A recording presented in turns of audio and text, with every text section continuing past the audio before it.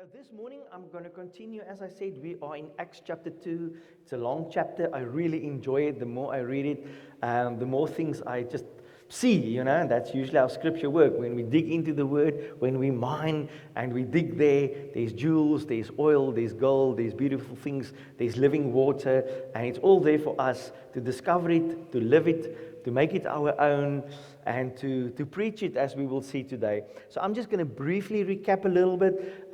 Last week we were in the first part of Acts chapter 2, and we saw, thanks, that's better. Now I can think. We were in Acts chapter 2, and we saw that the Holy Spirit will poured out there at Pentecost, great things happening, signs and wonders in that context.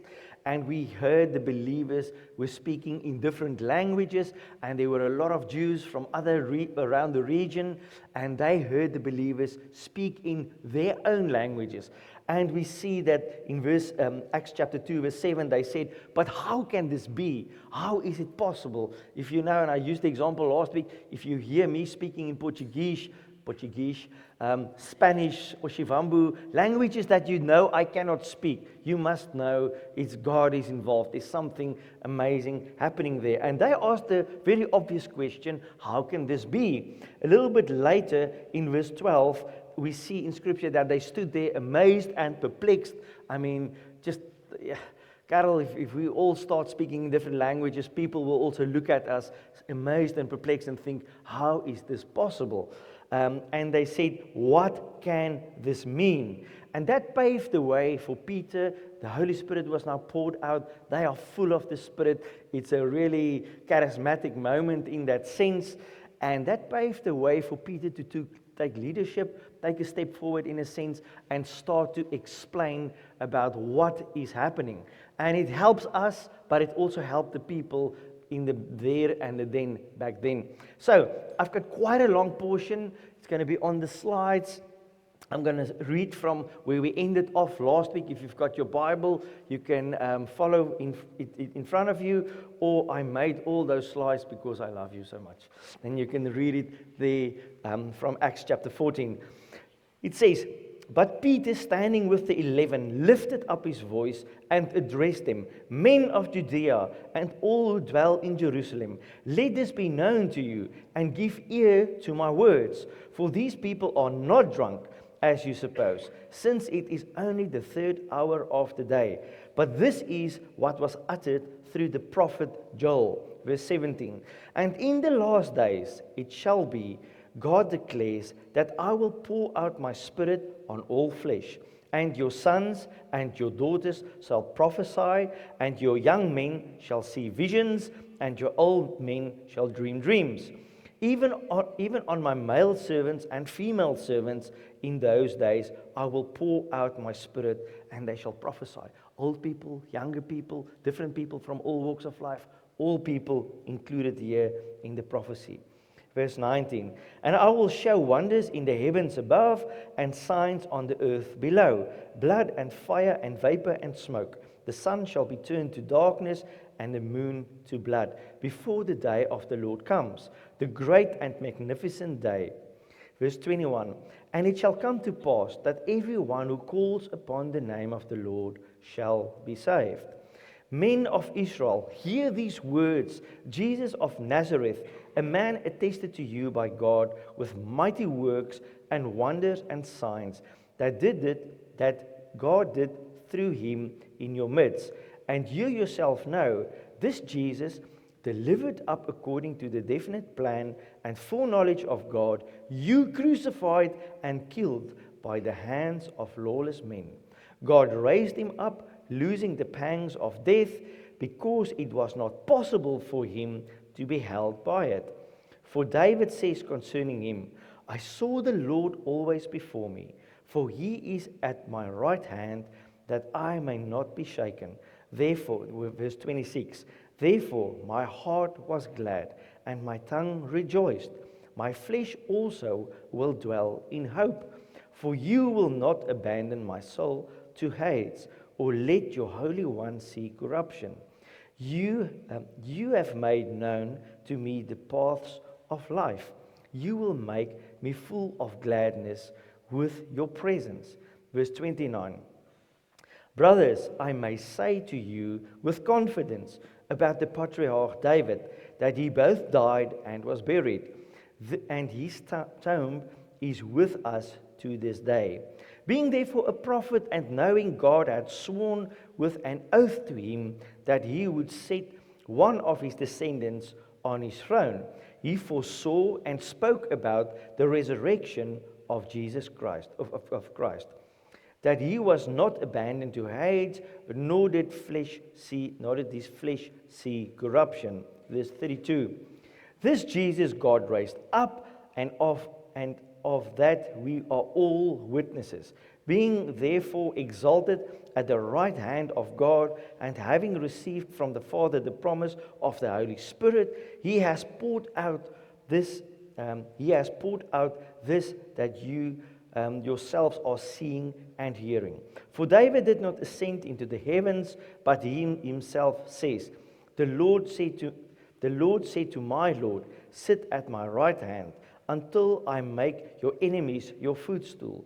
Let all the house of Israel therefore know for certain that God has made him both Lord and Christ, this Jesus whom you crucified.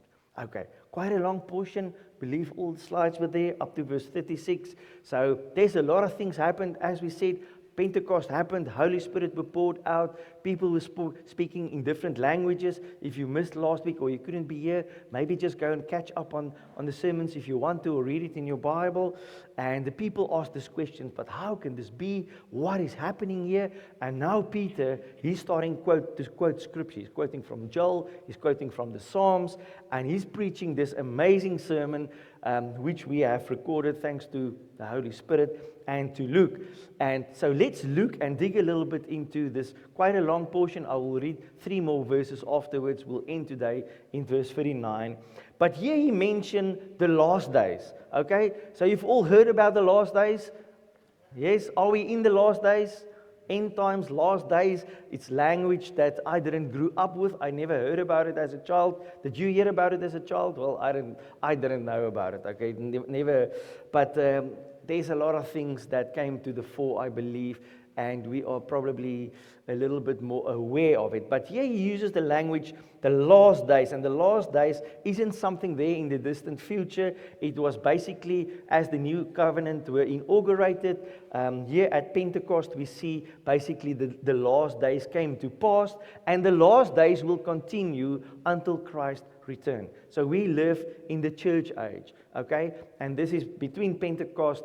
We don't live under the old covenant anymore. We live under the new covenant from Pentecost till Christ returns, whenever that may exactly be. But that is what the last days refer to.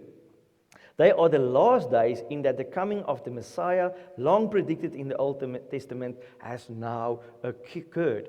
And we see it happened with a bang, in a sense, in Acts chapter 2 with the birth of the church. Jesus, or his saving death and resurrection, has been accomplished, and now the work of the Holy Spirit in building the church is here. And we can see it. We've got all testimonies, or I believe most of us have got testimonies about salvation, how the Lord touched our lives, how He changed us, how people still got healed, or how the Lord lays a word on our heart, etc. We can experience these things as Jesus, or the Trinity for that matter, God the Father, the Son, and the Holy Spirit, is active in building the church. In verse 19 to 21, we see Peter included the full prophecy from Joel, and Peter's quotation from Joel ended with the key verse from Joel chapter 2, verse 32, and you can go back in your Bible and you will find the book of Joel and read it and study the context. But here we see the important part is he's quoting from it because Joel prophesied that the Holy Spirit would be poured out on all flesh. And it ends there in verse 32, which assures us that everyone who calls on the name of the Lord will be saved. And that is why we can have conferences and small groups and pray for people, because we know that Jesus still saves. Sometimes you will see a bumper sticker or a quote or on someone's status, and it will mention Jesus still saves. Okay, it gives us the assurance that that time hasn't passed. There's still an opportunity for the harvest to come in, for people to come to Christ. Now, as I said, there's quite a long portion. We are not going to look at it verse by verse, but let's look at a few of the important, or not that the rest isn't, but the very significant things that we can take home and apply in our lives right now. In verse 16, Luke writes and he says, "No, what you see," okay? He says, "what you see." Now, it's almost, I don't come from a legal background, but you know, when there's witnesses involved, I always think about legal stuff, because then there's a witness, there's someone that can actually see something. In verse 16, Luke writes and he says that Peter said, "No, what you see was predicted long ago by the prophet Joel." Okay? It's like, Nadia, as you did the announcements this morning, it's a cold morning. You can see it, you can feel it, you know it. The weather forecast probably said a few days ago, it will be cold today. And it is cold. And here he's using the same method in a sense, and he's saying, what you see, okay, it's not just waffle stuff. It was written there by Joel. Joel was inspired by the presence of God, by the Holy Spirit.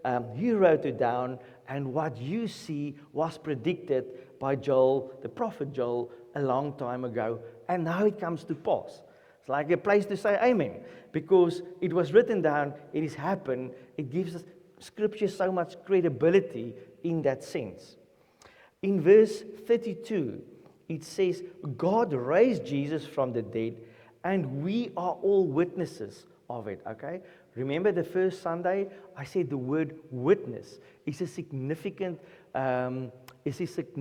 word. Basically, all about the book of Acts is about witnessing, about testifying, about taking the message of the cross, the death and the resurrection of Jesus Christ, and spreading it to Judea and Samaria and all around to the ends of the earth, as we know right now. So once again, he uses, and we are all witnesses. They, the apostles, those people, they were 120 in the upper room. A lot of them were probably around when Jesus were crucified. But many of them, because in 1 Corinthians it says, Paul writes and he says that Jesus appeared at once to this and to this and to that, and to 500 people. So many of these people were eyewitnesses. They saw, and they were first-hand knowledge about the death and the resurrection of Jesus Christ. In verse 33, he writes, and Acts chapter 33 says, "Now he is exalted to the place of highest honor in heaven at God's right hand, and the Father, as he has promised."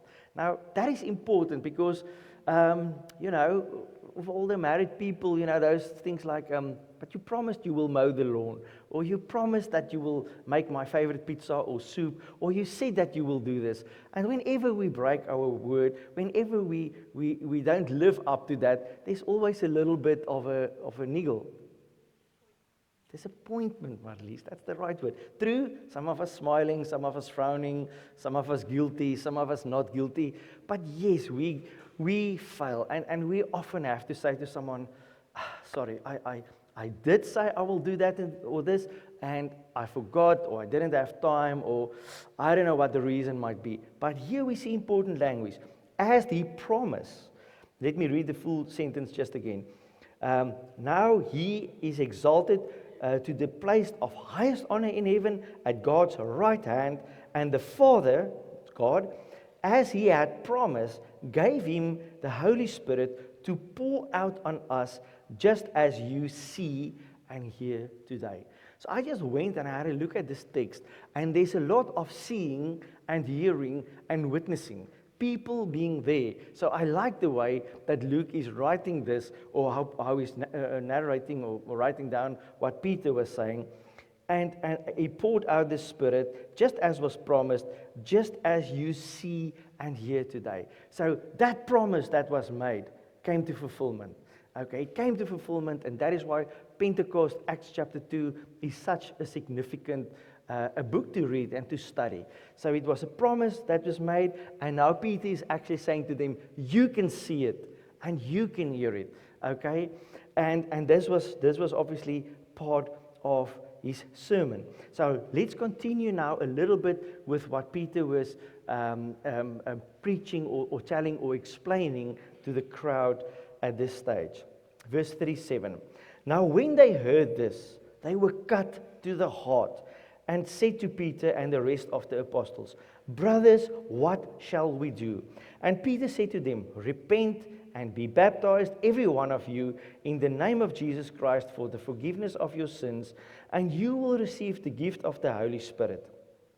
For the promise is for you and for your children and for all who are far off, everyone with whom the Lord our God calls to himself. Verse 40. And with many other words he bore witness and continued to exhort him, saying, save yourselves from this crooked generation. So those who received his word were baptized, and there were added that day about 3,000 souls. Okay, so let's zoom out a little bit. Let's look at the change of heart that was happening here. I said previously in verse 7, the people said, how can this be? How can these people speak in these languages? Aren't they just Galileans? How is it possible? In verse 12, they almost took a step back and say, but how can this be? Or what can this mean? What is the message of this? Why is this event happening? And here we see that Peter is giving them the answer. He's explaining to them. He starts quoting from Joel, he quotes from Psalms, and he explains to them why or what this all is about. And then we see that the people, or Scripture says, that they were cut to the heart. They were cut to the heart. It means there were genuine repentance. Okay? They haven't read the New Testament before. It didn't exist at that stage. It was actually coming into fulfillment. It was happening in front of their eyes. And here, church, is something you can make a note in your Bible or on your phone or on your piece of paper if you want to. If you ever share your testimony or you talk to someone about Jesus Christ and that person asks you, I'm cut to the heart. What shall I do? And what did Peter say? If you go just one back or forward, that one. And Peter gave them the answer, and it's here for us to read basically 2,000 years later. And he says, repent. What is it to repent? Yeah, yes. Okay, to say, hey, I'm guilty. I'm the one. It's almost like when the traffic cop stops you and you know you've been speeding and you say, I know, I was wrong. Okay, I was driving too fast. So don't fight, no bribing, I'm just guilty. Repent and be baptized. We'll talk a lot about baptism in the book, during the book of Acts as well. Every one of you, okay? Not those that are most guilty or those who live here or of that age or anything like that. All of you. Repent and be baptized, every one of you, in the name of Jesus Christ, for the forgiveness of your sins, and you will receive the gift of the Holy Spirit. So I broke it down in sentence by sentence, and I just think it's such a practical way when sometimes we have to explain the gospel or the good news, and there's that step that we need to take and lead someone to Christ. Can you lead someone to Christ if the person doesn't repent? No. You have to repent. Okay? What did in Mark chapter 1, verse 14, 15, what did Jesus start with? Repent.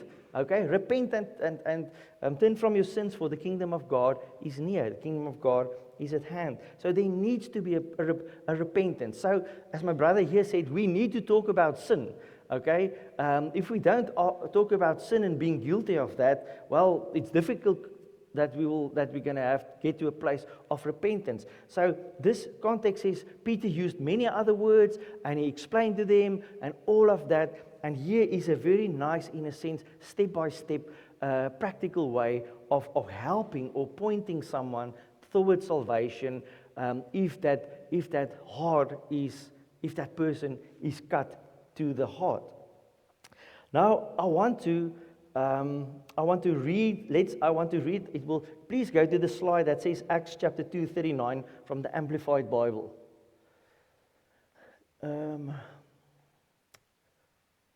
Do I have it there? I can't remember. No. If it's not there, I apologize. I can't remember now. Acts chapter 2, verse 39. I just want to read it to you briefly. And then it says, "For the promise of the Holy Spirit is for you and your children and for all who are far away, including the Gentiles, as many as the Lord our God calls to himself."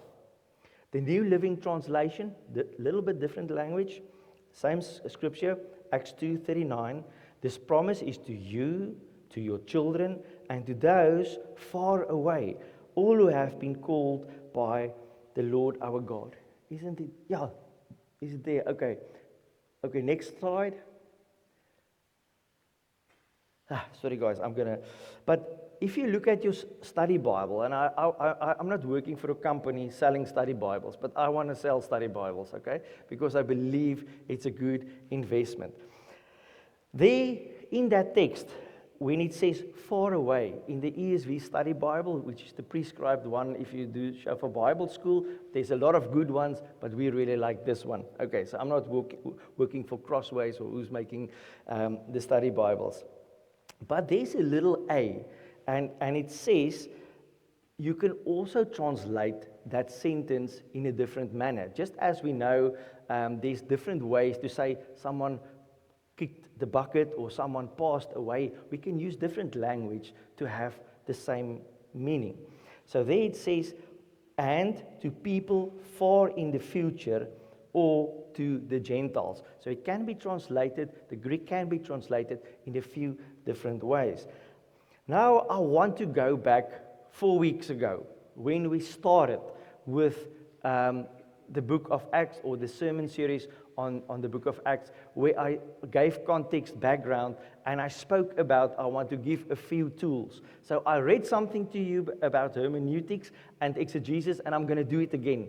And I'll probably do it later again and again, and hopefully we all will continue growing a little bit in some of these things. I said there's a big hermeneutical gap between about AD 70, more or less, or 60, whenever the book of Acts were written, up to where we are in the here and the now, in terms of language and culture and all those things. So, I've got those slides on there again. I'm going to read through it, and I want you to absorb.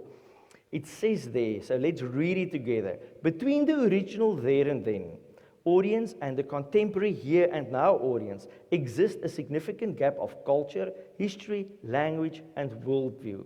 This hermeneutical gap means that the circumstances, assumptions, and experiences of the first readers were often very different from our own.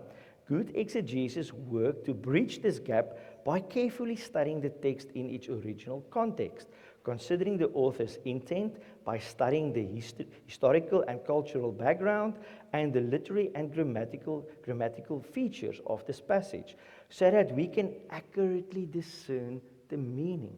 We have to make it our own. Some of the biggest damage the church or even unbelievers sometimes do is quoting scripture out of context.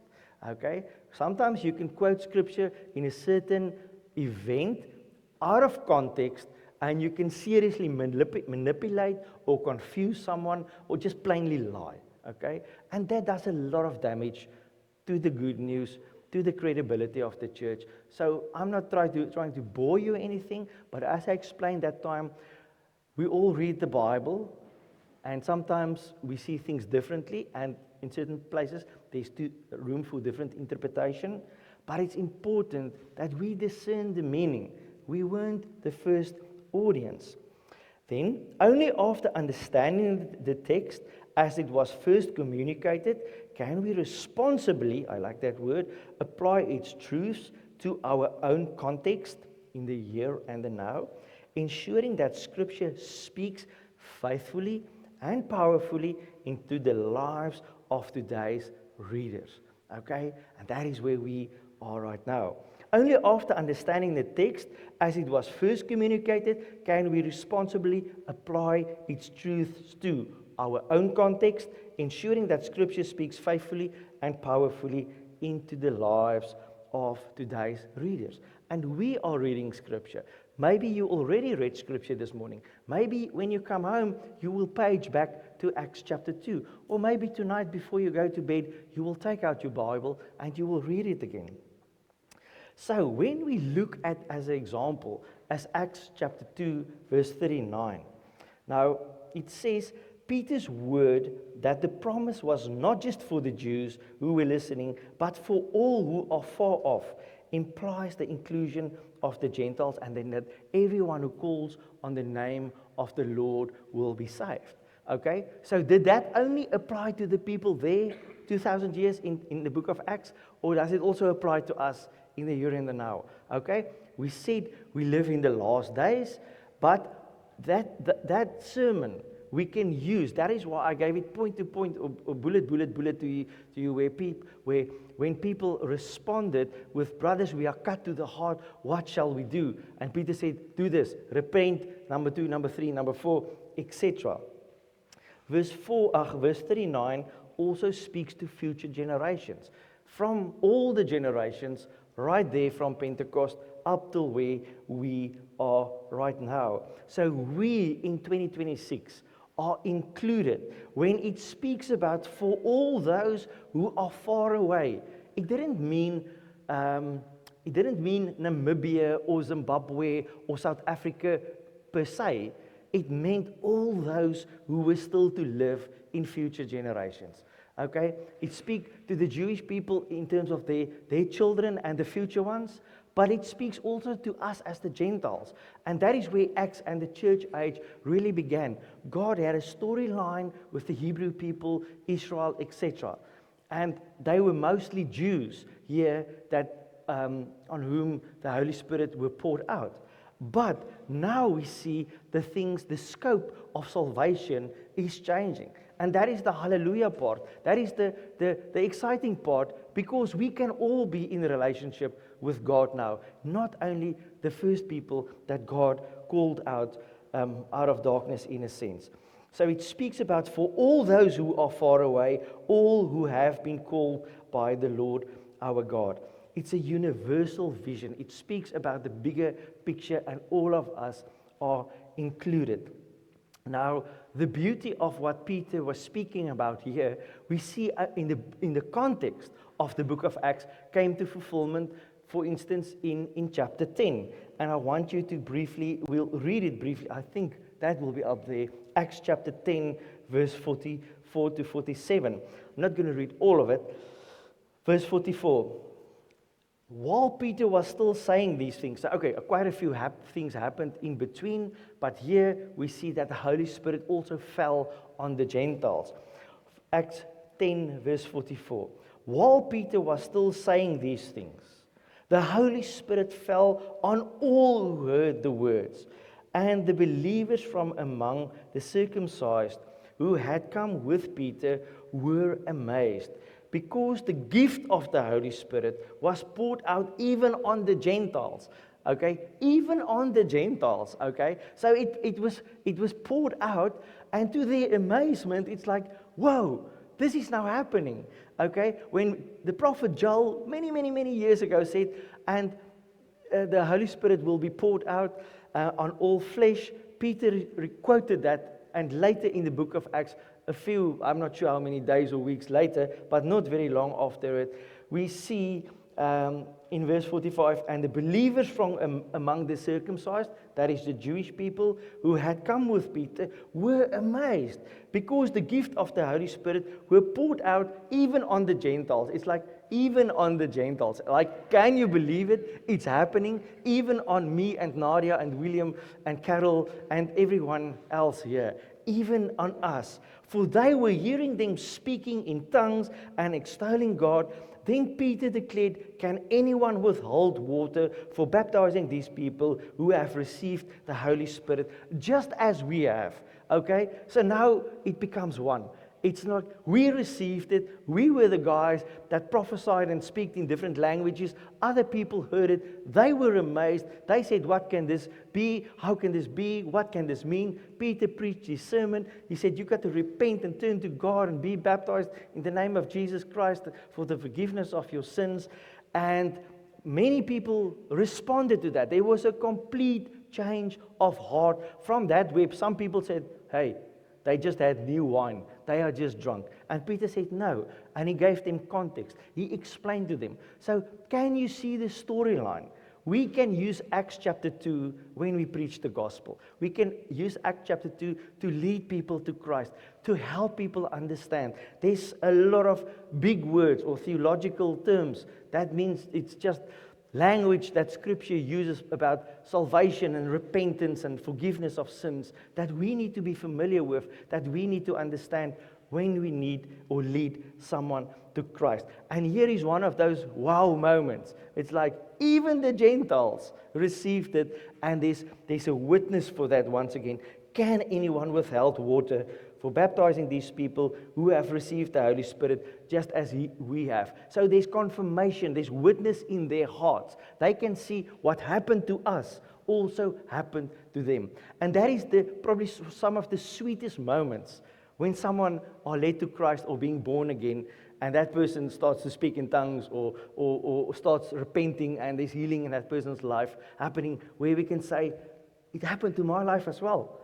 Okay, and it happened in yours, and it happened to yours. And if you've never been on a mission trip or spoke to believers across the world, isn't it amazing that the Chinese people and the guys in Australia and North America, we all experience salvation the same after 2,000 years. Yes, some churches paint their walls pink and some blue, and some have a band, and other calls it the worship team and electrical guitar, and I don't know, some wear hats and we don't, but stuff like that.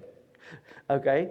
But that's not the main thing. It's about the big picture. It's about salvation. The Jewish believers who came with Peter were amazed that the gift of the Holy Spirit had been poured out on the Gentiles too. Now, this is Acts, okay? This is the spread of the church. And as we journey through Acts, you will see people, there were strong opposition. It wasn't in this context only where people say there's new wine. Some of the Jewish councils were really, really unhappy because this new believers and Christian church started to grow, etc. But I want to give you one last a little tool. If you don't see it as one, I mean it as one. There's a slide, Hanley, that we looked at. I know you're not going to be able to read like that. I'm not the graphic designer. But what you see there is from the ESV Study Bible. I just want to point you to something. Maybe you have one. You don't have to have one, but it's convenient to have one. If you don't have one and you want one, pray for one, say for one, stand in faith for one. But what you will see there on the right-hand side, you will see the text, okay? That is the Bible. That is the Word of God, if I might put it like that. Then you will see at the bottom, there's a horizontal line, and below that is commentary. It gives us background. It helps us to understand the text. When you read through Isaiah or portions of Exodus, sometimes we don't know exactly about everything about the golden calf or the language or this or that. It helps us to understand. And then to the left-hand side so I'm talking still about the picture on the right-hand side, you will see there's a vertical line and a very small, you will not be able to write it. If you go to the next slide, Hanley, you see there I zoomed in a little bit. On the right-hand side is the text. At the bottom below, commentary, and that portion on the left-hand side is what is referred to as cross-references. And it helps us. And it takes us almost like on rabbit trails into Scripture, and it connects dots that for most of us, and I'm including myself, normal believers, that don't know the Word of God from A to Z and how everything is coming together. It helps us with our understanding. So I'm just going to use this as an example. Now, as you will not be able to see it, You can speak to me afterwards and I can just point, I can send you a screenshot. But when you read the text, you will see there's little A's and B's and X's and Y's, or sometimes a 1 or a 2. So there's a footnote sometimes that will give you a different translation. Maybe it helps you with a little bit of insight into understanding the text. In this context, in Acts chapter 2, verse 39, it says for, and then there's a T. The promise is for you and for your children, and there's a little U, and for those who are far off, everyone, and there's a little V. So if you use that cross reference, you will see in that what do you call it? What? Column, thank you. That column. Then you will see, if you read it, there is the U and the V, and they will take you to certain portions of Scripture. Now, I know in verse 39, for instance, we spoke about your children's children and those that is far off. Now, one example is in Ephesians, what is it? Let me just quickly go there. Ephesians chapter 2, verse 13. So you will see there's, if you've got it maybe in front of you, you will see where the V stands, there is, it's really small, so I have to really, really look well now. You will see it points you to Ephesians chapter 2, verse 13. So you can page through your Bible, and let's go to Ephesians chapter 2, verse 13 as a cross-reference. It was Peter speaking, Luke writing. In Ephesians, it is Paul writing, okay, different author. But just see the unity of Scripture and how things come together. Ephesians chapter 2, verse 13. And it says there, but now in Christ Jesus, you who once were far off have been brought near by the blood of Christ. Do you see the same language is used? Those of you who were once far off has been brought near by the blood of Christ. And there's more cross references. There's all across the place, there's cross references. You will find cross references back to Joel chapter 2. And there you can go and study. And you can gain something in the Old Testament pointing to the New Testament, maybe something in the New Testament still pointing to the future, or to another portion of Scripture, helping us with this puzzle, if I can call it like that, where all the parts fit together. So my heart is to encourage you to read your Bible, to study your Bible, to understand the message, that is the text, to apply it to your life, and to live it. So, church, we still live in the last days. There's still opportunity for what?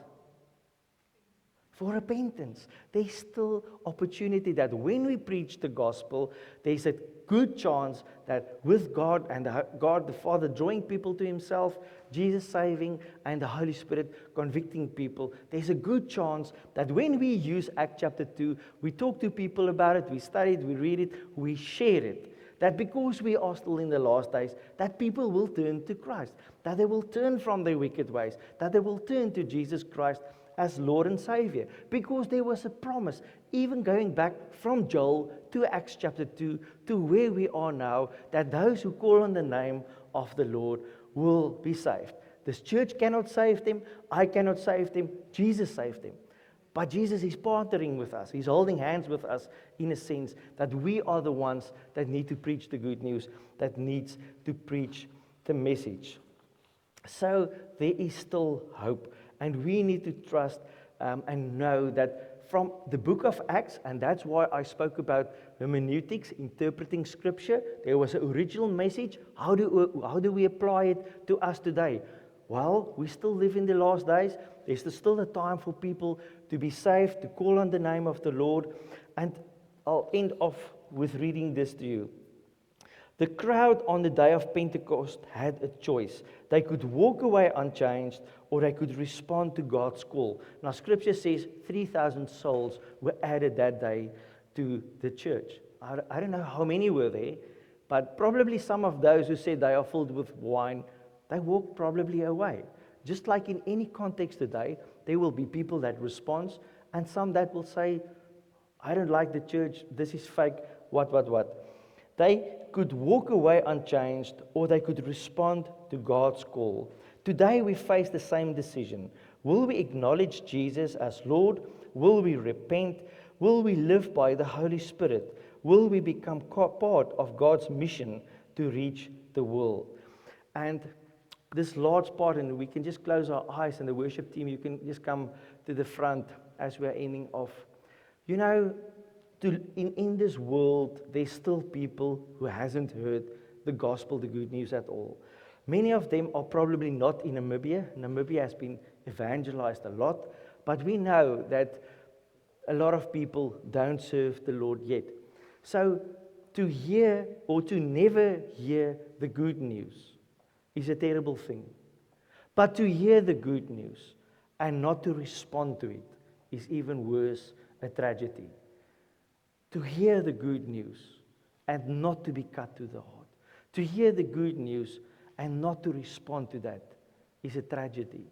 It is terrible. And that's not what we are focusing on.